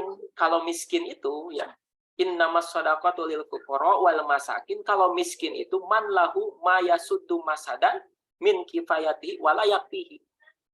Dia itu punya harta yang bisa menutupi kifayahnya, kebutuhannya, tetapi tidak mencukupi. Misalkan kalau tadi dia itu butuh 10, maka yang baru tercukupi itu adalah 6 atau 7. Jadi ini sedikit lebih tinggi strata ekonominya dibandingkan dengan fakir. Kalau orang fakir itu bahkan setengahnya pun tidak tercukupi. Tapi kalau orang miskin, paling tidak sudah tercukupi lebih dari setengahnya, namun belum 100% terpenuhi, gitu ya. Nah, itu miskin. Kemudian yang ketiga, wal amil. Amil itu man nusiba li ahli zakat bi ghairi ujratin. Orang yang diangkat, ya, orang yang secara formal diangkat oleh pemerintah untuk apa? Untuk ngurus zakat, untuk mungut zakat, mencatat zakat, mendistribusikan zakat. Namun bi ghairi ujratin, tidak digaji. Nah, itu amil. Artinya kalau amil, ada petugas zakat tapi sudah mendapatkan gaji dari pemerintah. Bukan terkategori sebagai mustahik zakat.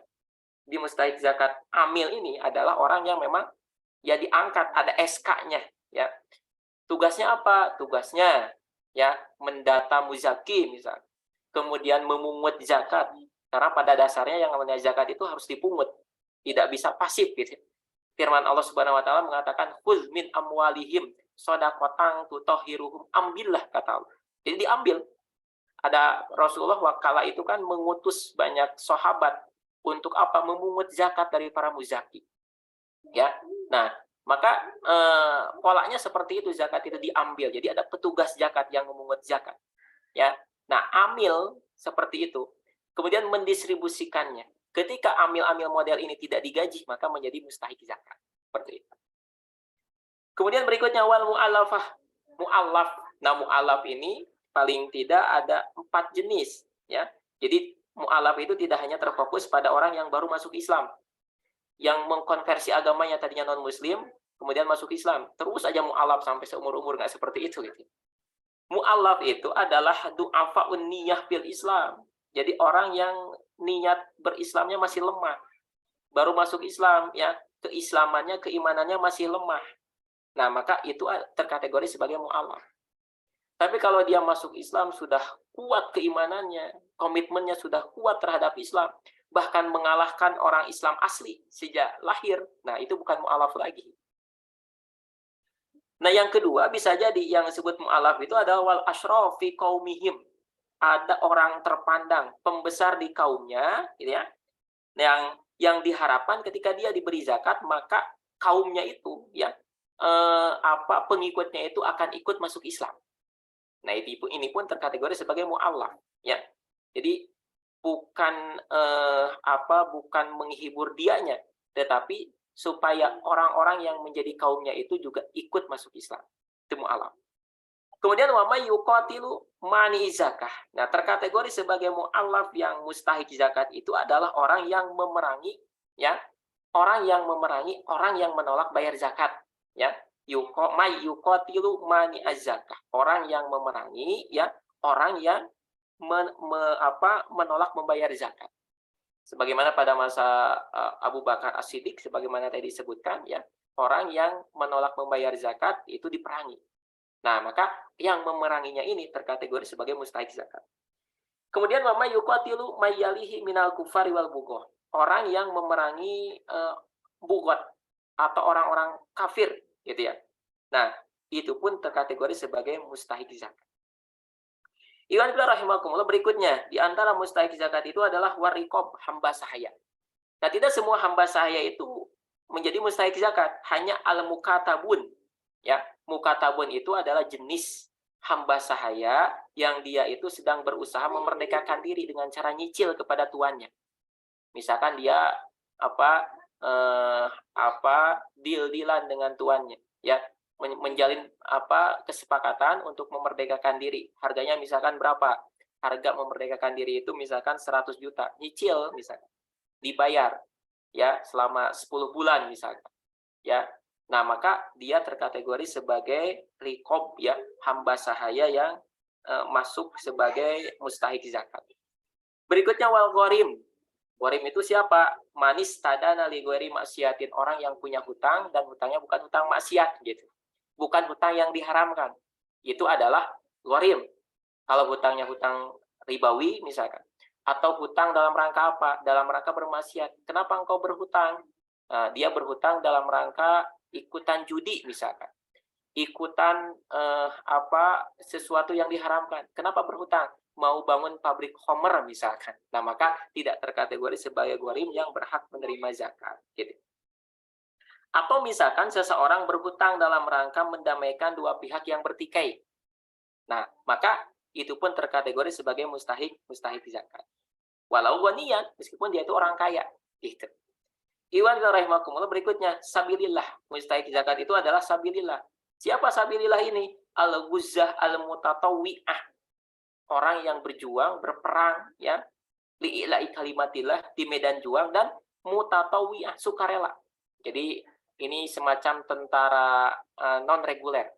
Bukan tentara reguler yang digaji oleh negara, tetapi tentara sukarela tanpa digaji. Maka dia itu adalah sabilillah yang termasuk sebagai mustahik zakat.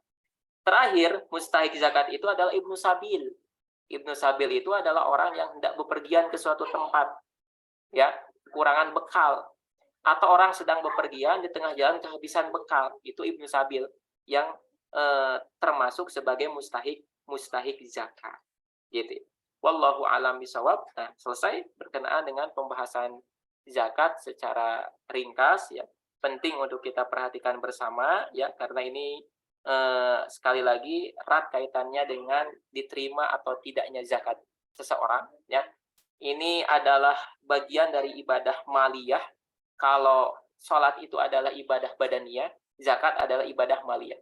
Dua-duanya ini tidak bisa dipisahkan, satu dengan yang lain itu saling melengkapi, seperti dua sisi mata uang yang tidak bisa dipisahkan. Makanya penting untuk mengetahui bagaimana ketentuan-ketentuan zakat ini. Wallahu a'lam bishawab. Silakan, barangkali masih ada hal yang ingin disampaikan, Fadl. Baik, jazakumullahu khairan wa barakallahu fikum ya Ustaz. Silahkan bagi Mas Andri yang ingin bertanya, mungkin raise hand ya, supaya kami bisa melihat.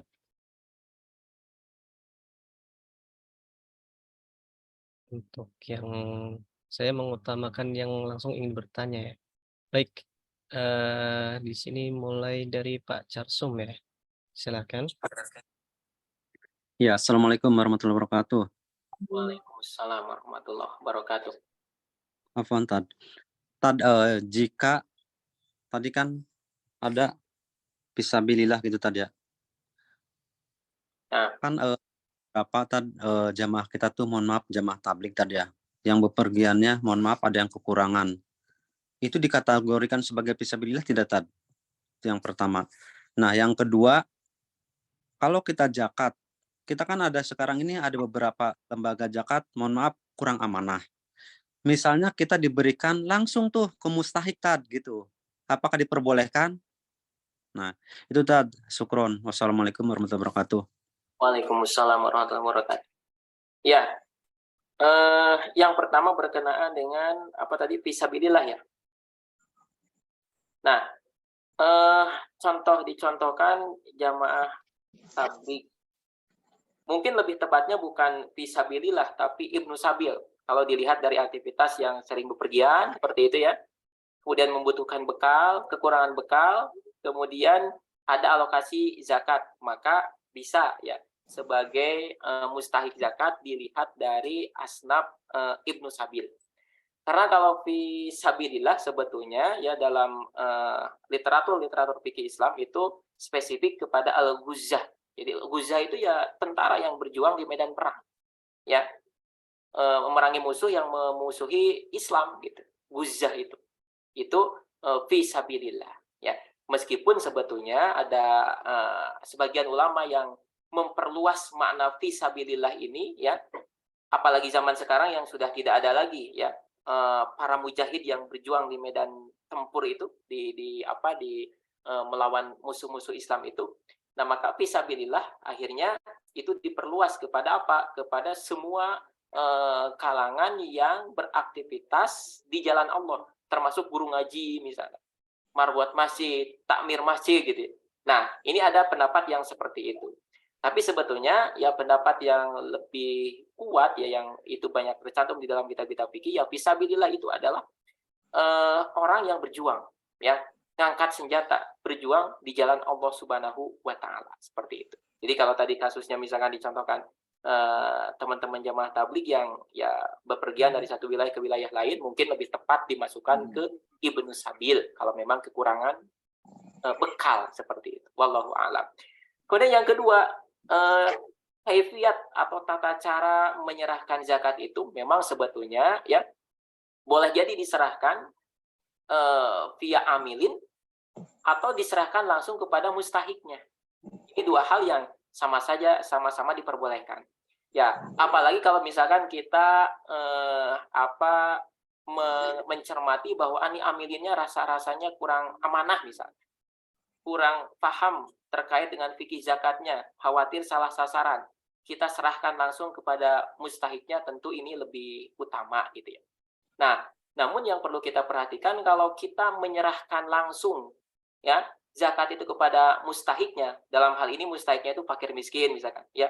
Kemudian tadi Ibnu Sabil, maka secara otomatis ya amilin itu tidak lagi menjadi mustahik zakat. Ya, karena kita menyerahkan langsung kepada mustahiknya. Nah, secara otomatis ya kita sendiri sebagai amilinnya. Artinya amilin itu orang yang menghantarkan zakat gitu ya. Nah, tentu lebih utama kalau memang misalkan kita mencermati wah ini amilinnya masih diragukan misalkan ke profesionalitasannya, masih diragukan ke fakihannya dalam menyalurkan zakat, kita serahkan saja langsung kepada fakir miskin yang terdekat atau diserahkan langsung kepada mustahik ya dalam hal ini misalkan fakir miskin yang secara kekerabatan lebih dekat dengan kita, tentu ini lebih utama gitu ya. Wallahu a'lam bishawab.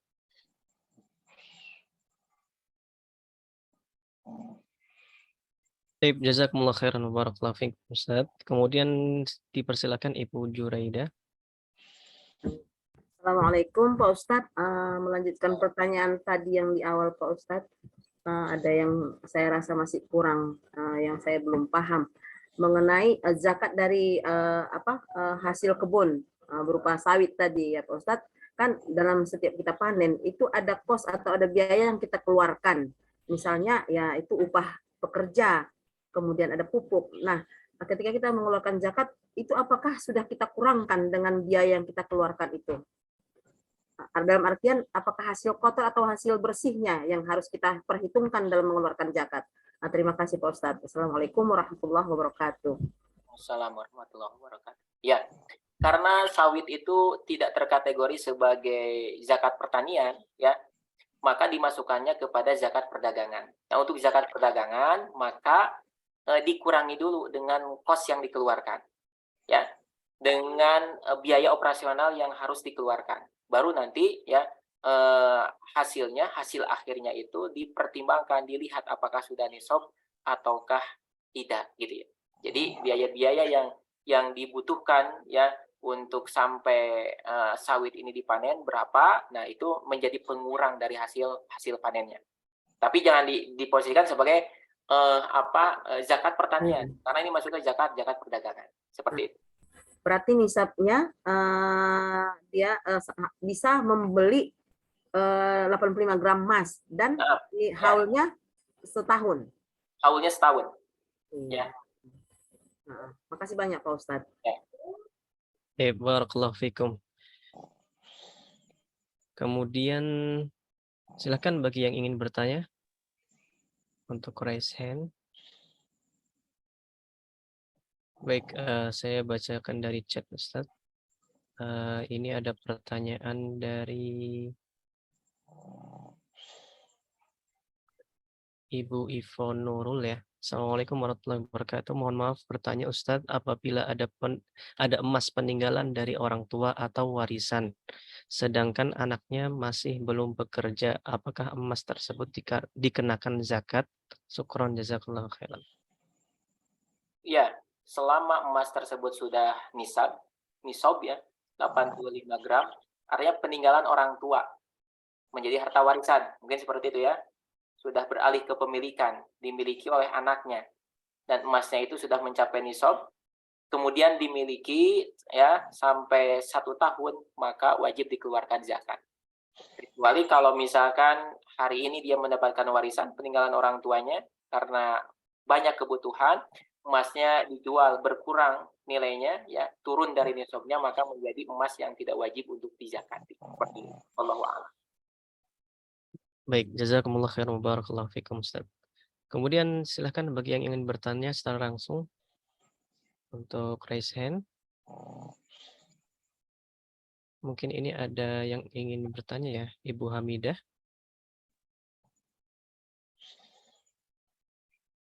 Silakan Ibu Hamidah. Baik, mungkin saya bacakan satu pertanyaan lagi dari chat Ustaz. Ini ada dari Ibu Karmila, yaitu adalah Afwan Ustaz, untuk zakat fitrah apakah boleh menggunakan uang Ustaz? Adakah dalilnya? Syukron.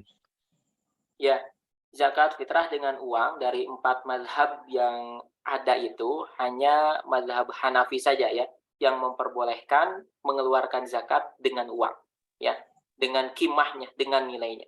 Nah, alasannya apa? Alasannya adalah ditarik dari dalil umum bahwa zakat itu adalah ughnuhum. Jadi supaya orang ya, orang-orang miskin, orang-orang fakir di hari raya itu merasa tercukupi kebutuhan. Nah, bahasa tercukupi itu dalam hadis yang tadi disebutkan itu tidak terbatas dengan makanan pokok. Boleh jadi kemudian dengan uang ya kebutuhannya lebih tercukupi. Nah, itu yang menjadi alasan mazhab Hanafi kenapa kemudian memperbolehkan zakat dengan uang. Namun kalau mazhab yang lain termasuk Syafi'iyah, mazhab Syafi'i itu ya membatasi kalau zakat fitrah itu ya harus dengan makanan pokok di wilayah tersebut. Itu yang harus disampaikan kepada mustahiknya. Seperti itu. Wallahu a'lam. Baik. Jazakumullah khairan wa barakallahu fikum Ustaz. Kemudian bagi Mas Santri silakan yang ingin bertanya. Mungkin 2 pertanyaan lagi ya secara langsung. Silakan.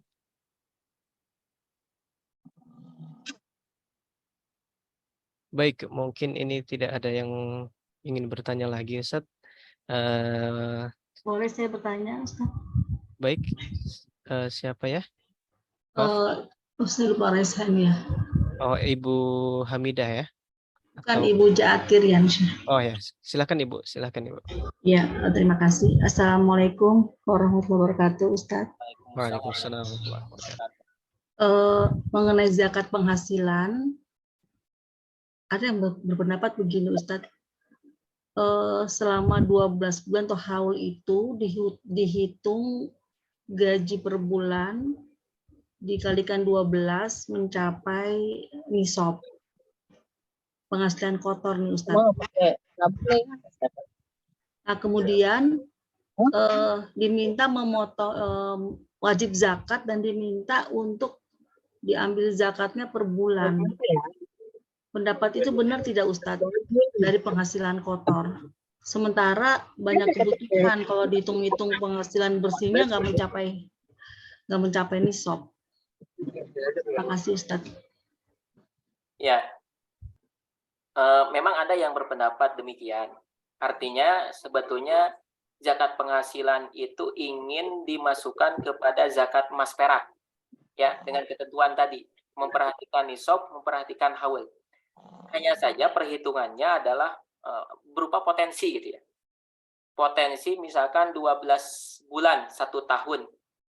Setiap bulannya dia gajian berapa, dihitung secara angka, oh sudah nisab. Meskipun perhitungannya ada perhitungan kotor. Ya, belum dikurangi dengan kebutuhan setiap bulan yang tersisa itu berapa gitu. Nah, itu mungkin ini pendapat yang menengahi ya, antara yang mengatakan adanya zakat penghasilan dengan yang tidak adanya zakat penghasilan gitu ya. Nah, namun sebetulnya kalau mau konsisten dengan zakat emas perak dengan skema tadi, maka yang harus dihitung itu adalah penghasilan saldo dari penghasilan tiap bulannya. Dia misalkan tiap bulannya punya penghasilan contoh misalkan 5 juta. Ya, dipakai kebutuhan ini itu, tersisa hanya 1 juta misalkan. Nah, 1 juta ini sebetulnya yang harus diperhitungkan. 1 juta setiap bulan, ketika 12 bulan ya hanya 12 juta, belum nisab gitu. Sisanya ini yang harus diperhitungkan. Jadi harta yang mengendap, sama halnya dengan emas kan tadi. Emas 85 gram itu adalah emas yang mengendap. Atau kalau uang ya punya tabungan di bank ya, di mana lah gitu ya. Nah, itu adalah uang yang mengendap. Ya. Berapa? Apakah sudah nisab ataukah belum gitu. Nah, jadi mungkin saja ya pendapat tadi itu sebetulnya hanya ingin apa istilahnya yang mengakomodir di satu sisi karena memang dimasukkannya kepada zakat emas perak, dan kalau zakat emas perak itu harus memperhatikan nisab dan haul. Nah, hanya saja perhitungan nisabnya adalah hanya berupa potensi sebetulnya. Ya, penghasilan tiap bulan berapa? Nah, yang dihitung itu adalah penghasilan kotor. Nah, kemudian zakatnya kapan? Zakatnya yang mulai dibagi ya, tiap bulan dia mengeluarkan 2,5%. Nah, itu satu pendapat yang ada. Namun sebetulnya kalau mau konsisten ya yang diperhitungkan itu sisanya saja. Dia tiap bulan berpenghasilan berapa, kemudian dipakai untuk kebutuhan berapa, sisanya berapa. Nah, sisa ini nanti yang dijumlahkan. Pada bulan keberapa dari sisa-sisa ini ya sampai mencapai nisab. Misalkan di bulan kelima baru kemudian mencapai nisab ya. Dari sisa-sisa itu dia mendapatkan uang misalkan 85 juta. Nah, maka baru kemudian haulnya dihitung sejak saat itu. 85 juta ini apakah dimiliki secara sempurna sampai 12 bulan berikutnya ataukah tidak? Kalau dimiliki tidak berkurang, maka bagi dia wajib mengeluarkan zakat. Kalau berkurang, maka tidak wajib mengeluarkan zakat. Nah, namun ya tidak, akhirnya bukan berarti kita tidak mengeluarkan infak sedekah yang lain. Kalaulah kemudian untuk membersihkan hartanya ya meskipun kita mengambil pendapat tidak ada tuh zakat penghasilan, yang ada adalah zakat emas perak, harus memperhitungkan nisab dan haulnya. Nah, maka kalaulah kemudian tiap bulan kita mengeluarkan berapa persen sebagai sedekah sunnah ya, bukan zakat, maka itu lebih bagus gitu. Seperti itu. Wallahu a'lam bishawab. Terima kasih Ustaz. Baik, jazakumullah khairan wa barakallahu fikum Ustaz. Kemudian mungkin satu pertanyaan terakhir ya. Silahkan bagi yang ingin bertanya secara langsung. Assalamualaikum Ustadz. Waalaikumsalam warahmatullahi wabarakatuh. Izin bertanya, Ustadz tadi mengatakan bahwa zakat membersihkan harta, zakat mal, zakat fitrah membersihkan badan. Pertanyaannya Ustadz, bagaimana kalau nisab kita belum sampai untuk dikatakan untuk membayar zakat mal? Tapi dalam mencari rezeki mungkin kita ada terkena subhat, tidak 100% jujur. Bagaimana cara membersihkan harta tersebut? Tetapi kita belum kena nisab, Ustaz, belum dikatakan wajib zakat, tapi kita ingin membersihkan harta kita itu, Ustaz. Afwan, Ustaz. Nah, ya, berkenaan dengan membersihkan harta, memang ini harus menjadi fokus perhatian kita bersama sebagai orang yang beriman kepada Allah, kepada Rasulullah. Karena Rasulullah SAW itu menegaskan, kullu lahmin nabata minal haram fannaru aula bihi. Setiap daging yang tumbuh dari harta yang haram, maka neraka lebih layak baginya, kan seperti itu. Maka kalau kita mengingat sabda Rasulullah SAW ini, harusnya kemudian kita benar-benar mencermati apa yang kita makan, apa yang kita pakai, apa yang kita berikan kepada anak istri kita, apakah sudah benar-benar halal ataukah tidak, gitu, seperti itu. Nah, kalau kita mencermati ternyata ada perkara yang sudah jelas-jelas haramnya. Contoh misalkan harta riba, ya, uang riba misalkan, kan sudah jelas haramnya. Maka ya cara membersihkannya ya tidak ada cara lain kecuali menyerahkan kembali ya kepada yang berhak, ya kepada yang memberi. Atau misalkan harta gosok, harta curian, membersihkannya tidak ada cara lain kecuali menyerahkan kepada yang berhaknya, kepada siapa yang kepada orang yang terdoliminya. Barang titipan sudah berapa puluh tahun belum kita serahkan, kita tahan-tahan. Atau kita punya hutang, ya kita tahan-tahan hutang itu padahal sudah ada uangnya untuk apa melunasi hutangnya, itu zalim. Kata Rasulullah kan, matul ghani zulmun, menunda-nunda bayar hutang itu adalah kezaliman. Maka cara membersihkannya tidak ada cara lain kecuali yang menuntaskan perkara tersebut. Tidak cukup hanya dengan sekedar mengeluarkan zakat, infak, sedekah dan sebagainya. Itu kalau sudah jelas-jelas haram. Jadi harta haram itu bisa jadi karena memang secara zatnya adalah haram. Yang kita makan zatnya itu haram, misalkan apa? Daging babi ya. Daging babi itu meskipun diperjualbelikan secara sah, ya tetap saja kalau kita konsumsi adalah perkara yang haram. Yang kedua, bisa jadi ya zatnya adalah zat yang halal, misalkan apa? Air mineral. Tetapi transaksinya, muamalahnya adalah salah. Nah, maka itu pun adalah perkara haram yang tidak boleh kemudian kita manfaatkan. Nah, kalau itu terjadi, untuk membersihkannya seperti apa? Ya, kita harus mengulang kembali akadnya. Atau kemudian kita serahkan kepada yang berhaknya. Nah, membersihkan harta, ya, kaitannya dengan zakat itu, sebetulnya ini lebih kepada harta-harta yang abu-abu. Harta-harta yang memang tadi dikatakan syubhat. Ya, nggak jelas nih, apakah ini halal atau haram. Atau kita tidak menyadari nih, apakah selama setahun ini harta yang kita dapatkan itu benar-benar halal atau tidak. Nah, maka ya tuhrotan kalau zakat fitrah kaitannya tuhrotan lisoimi itu adalah membersihkan orang yang berpuasa, ya maknanya adalah dua, membersihkan hartanya dan juga membersihkan dalam artian untuk menambal kekurangan dari puasanya. Itu untuk zakat fitrah. Zakat mal pun sama, ya. Dia mencari harta sedemikian rupa, sudah nisab, kemudian haul setahun, dengan zakat membersihkan hartanya. Artinya harta-harta yang memang masih abu-abu. Harta-harta yang mungkin tidak terasa ada seberapa persennya yang masuk kepada kita itu adalah perkara yang abu-abu, seperti itu. Nah, itu kalau sudah jelas nisab dan haulnya. Kalau misalkan belum mencapai nisab, belum haul, maka tidak dengan zakat, tetapi dengan infak sedekah yang lainnya. Ya, insya Allah itu pun menjadi penyuci, ya, mensucikan harta-harta tidak jelas yang mungkin ya sampai kepada diri kita, seperti itu. Wallahu a'lam bishawab. Syukran Ustaz.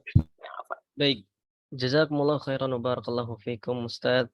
Akhirnya sampailah kita di penghujung acara, penghujung dari majelis ta'lim ini. Kami ucapkan jazakumullahu khairan wa barakallahu fikum wa ahsanallahu ilaikum Ustaz Furqan Nugraha. Semoga Allah memberkahi ilmu Ustaz dan memberkahi waktu Ustaz dan memberkahi segala aktivitas Ustaz. Kemudian juga saya terima kasih kepada para mahasantri yang hadir pada malam hari ini. Terima kasih jazakumullahu khairan, suatu nikmat bahwa kita bisa menuntut ilmu walaupun dari tempat kita masing-masing, kita juga langsung bisa bertanya dengan para ahlinya. Maka dari itu kita syukuri dengan kita bersama-sama niatkan untuk hadir di waktu-waktu yang telah kita sepakati bersama. Maka jangan lupa untuk senantiasa hadir di pertemuan-pertemuan berikutnya. Insya Allah kita akan lanjutkan di pertemuan ke depan. Baik, jazakumullahu khairan wa barakallahu fiikum.